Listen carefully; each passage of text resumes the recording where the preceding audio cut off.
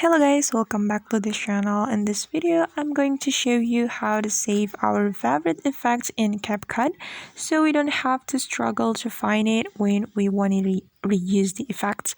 Let's get into it. Open the CapCut app and then import your video to your project.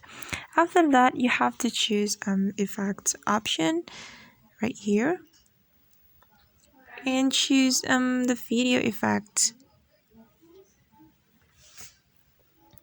And here are some many effects we can use.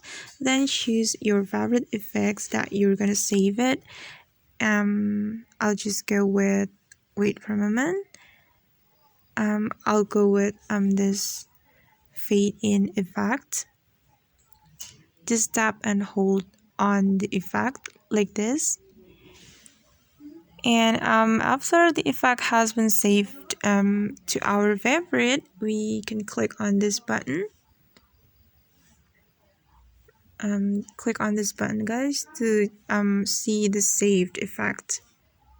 Okay, this is the effect that we have just saved, and we can use it easily. We don't need to search our favorite effect anymore. We only have to click on this button to use the effect.